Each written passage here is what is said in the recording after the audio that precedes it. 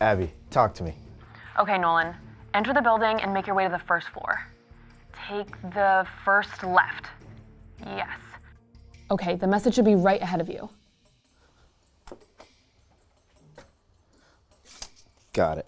What does it say? Your next mission will take you to space. Who's it from?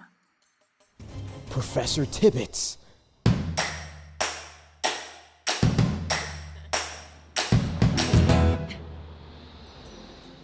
As humans, we've been quite successful in space, building the space station and occupying it for many decades. We've built structures that landed on the moon. The question is, can we have long-term humans on the moon or eventually in Mars? Hi, Nord Anglia. I'm Skylar Tibbits. I'm a professor here at MIT in the Department of Architecture.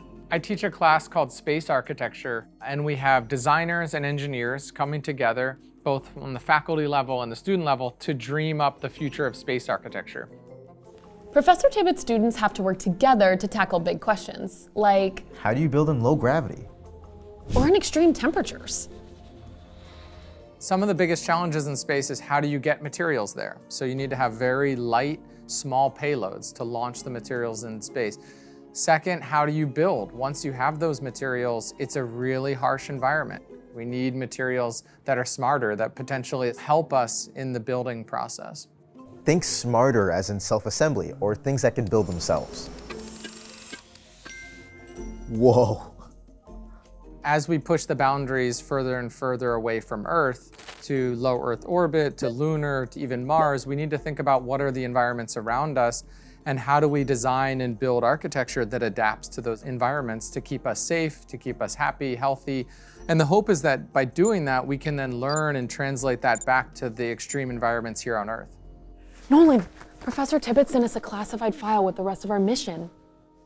Okay, Nord Anglia, here's your challenge. Design a structure like a shelter or a building or even some geometry and have it adapt or transform to its environment around it. Now try to dream up what kind of adaptations do you think would be most useful on Mars, in space, in the desert, or even underwater? What are some challenges you might face when designing for your environments? Like high sun exposure in the desert. Or really high sun exposure in space. What? Oh, don't worry. Professor Tibbits helped me with a new shading system. In my lab, we develop materials that transform based on different environments. So we have a shading system. It's basically like stickers for buildings, and it opens and closes with sunlight. And so that creates an active shading to control the temperature, to control glare in a building. We make these materials for different applications, but all of it is about how does it adapt? How does it respond to the environment around us? The best way to tackle these challenges, though, is together. Professor Tibbits' class brings together designers, engineers, architects, and scientists. Assemble a team that utilizes everyone's skills and interests. What we're really looking to do here at MIT is educate the future space architects. Have an entire field of designers, creators, engineers who dream about how we build, how we live in space.